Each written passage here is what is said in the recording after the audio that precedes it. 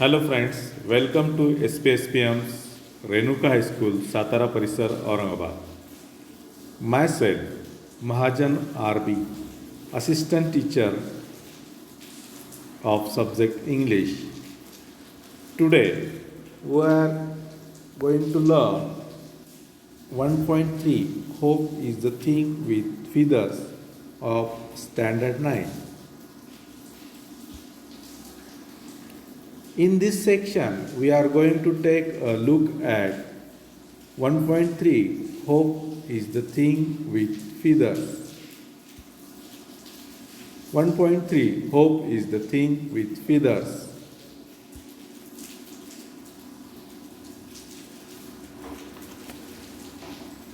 Warming up chit chat.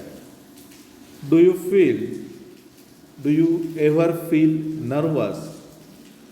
Answer, yes, I feel nervous sometimes. मित्रांनो, चिटचॅटचे हे जे questions आहेत तर हे क्वेश्चन्स तुमच्या पर्सनल रिस्पॉन्ससाठी आहेत. हे कुठल्या तुमच्या पोएमवर लेसनवर आधारित नाही. त्यामुळे इथे जे ॲन्सर आहेत तर ते डिफरंट येऊ शकतात. जसं आपण इथे ॲन्सर लिहिलं, yes I feel nervous sometimes. So मला काही वेळेस नैराश्य वाटते. तर एखादा लिहू शकतो की no I don't feel nervous, मला नर्वस वाटत नाही, नैराश्य वाटत नाही.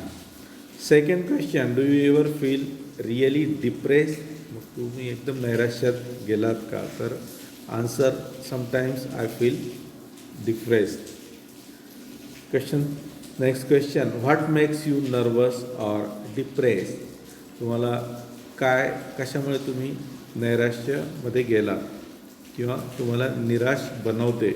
कोणती अशी गोष्ट आहे की ती तुम्हाला निराश बनवते? Answer, mistakes made by me or something I don't achieve makes me depress. माझ्याकडून झालेल्या चुका किंवा एखादी गोष्ट अशी की जी मी मिळवू शकलो नाही तर त्यावेळेस मला नैराश्य येतं. Question, what do you hope for on these occasions? तुम्हाला या प्रसंगी काय आशा असते? Answer, I hope anyone help me in my task or guide me positively in my mission. मग यावेळेस मला आशा असते की कोणीतरी मला मदत करावी माझ्या या कामामध्ये किंवा मला माझ्या ध्येयाकडे जाण्यासाठी कोणीतरी सकारात्मक मार्गदर्शन करावे. Next question, have you hope for something that you knew was difficult? तर त्याचा आन्सर आहे yes. Next question, what do you have to do to fulfil your hope? तुमच्या आशा अपेक्षा पूर्ण करण्यासाठी तुम्ही काय करता? Answer, I fulfil my hopes by taking positive guidance by my friends and my family members. तर माझ्या आशा अपेक्षा पूर्ण करण्यासाठी मी सकारात्मक मार्गदर्शन माझ्या मित्रांकडून आणि माझ्या कुटुंबातील सदस्यांकडून घेतो. Let's see the poem hope is the thing with feathers.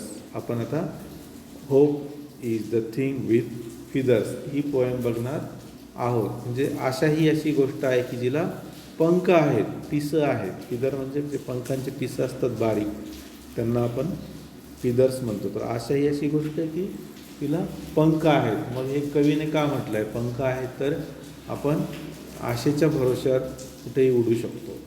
Hope is the thing with feathers that perches in the soul. तर आशा ही अशी गोष्ट आहे की जिला पंख आहेत आणि ती आपल्या मनामध्ये घर करून राहते.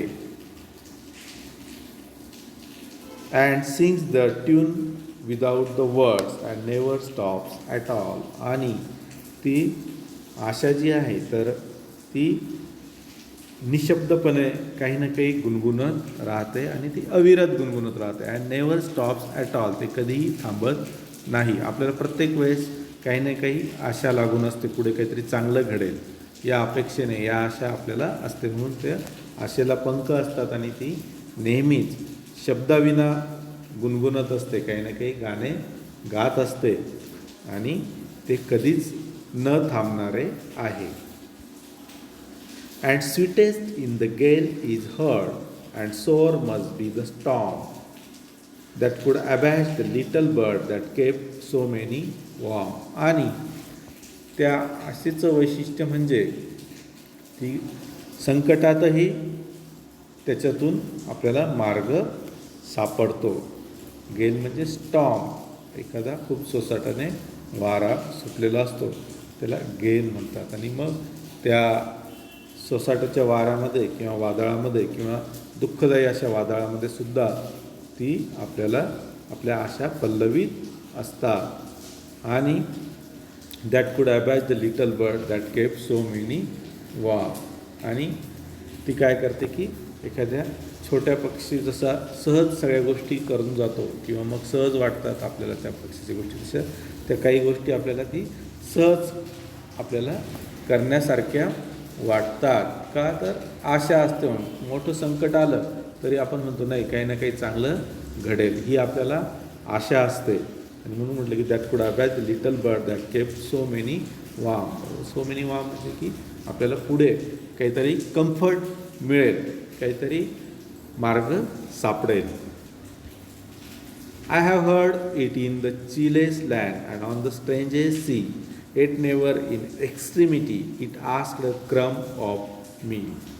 आणि इथे चिलेस लँड हा शब्द इथे खडतर परिस्थितीसाठी वापरलेला आहे. म्हणजे आशेचं जे गाणं आहे तर मी ते एकदम खडतर परिस्थिती माझ्या कानावर येतं. मग आशेचं गाणं म्हणजेच काय तर आपल्याला कुठला तरी मार्ग सापडेल ही मनामध्ये आपल्या आशा असते. आणि कुठेही स्ट्रेंजेस सी म्हणजे सुद्धा एकदम आपण भरकटलेलो असेल तर त्या भरकटलेल्या अवस्थेत असो किंवा मग एकदम खडतर परिस्थितीमध्ये असेल त्यावेळेससुद्धा आपल्याला ते आपल्या मनामध्ये आशेचं गाणं गुणगुणत असतं की हे या खडतर परिस्थितीवर आपण कुठल्या ना कुठल्या मार्गाने मात करू. ही सगळी ताकद आशेमध्ये असते. Yet never in extremity it asked a crumb of मी. आणि कितीही वाईट परिस्थिती असेल तर ती आशा आपल्याकडे कुठलाही मोबदला मागत नाही. अक्रम म्हणजे पावाचा तुकडा की जो आपण एखाद्याला कुठल्या तरी अपेक्षेने देतो, मोबदला म्हणून देतो. तर इथे त्या अर्थाने ते रूपक म्हणून इथं वापरले अक्रम म्हणजे. तर ती कुठलीही छोटीसुद्धा अपेक्षा आपल्याकडनं ठेवत नाही किंवा आपल्याकडनं कुठलाही मोबदला ती घेत नाही. आणि ते मोबदला न घेता आपल्याला एक प्रकारे आशा मदत करते. होप जी असते ती आपल्याला मदत करते, आपल्याला जिवंत ठेवते खडतर परिस्थितीमध्ये. किंवा कोणतेही संकट असतील किंवा मग प्रतिकूल परिस्थिती निर्माण झालेली असेल तरी आपल्याला आशा असते की कधी ना कधी आपल्याला साठी परिस्थिती अनुकूल होईल. आणि हे असतानासुद्धा आपल्याकडनं कोणताही मोबदला ती घेत नाही. असं हे जे कवी आहे एमिली डिकिन्सन यांनी अतिशय छानपणे होप या आशेबद्दल जी छोटीशी पोएम लिहिली. पोएम छोटी आहे परंतु तिचा अर्थ खूप मोठा आहे. आणि आपण तो पॉझिटिव्हली घेतलं तर आपल्या आयुष्याचा जो मार्ग आहे, पाथ ऑफ लाईफ, तो सुकर होण्यासाठी खूप मदत होऊ शकते आपण जर आशा ठेवली किंवा आशा जिवंत ठेवली. आपण म्हणतो अजून आशा जिवंत आहे प्रतिकूल परिस्थितीत किंवा खडतर परिस्थितीमध्ये किंवा मोठं संकट येतं त्यावेळेस आपण हे शब्द कानावर ऐकतो. आणि त्या होप या शब्दावर अतिशय सुंदर अशी पोएट आपल्या अभ्यासक्रमामध्ये आपण अभ्यासली आहे. Thank you. Next lecture 8, topic name 1.3, hope is the thing with feathers, English workshop. Thank you.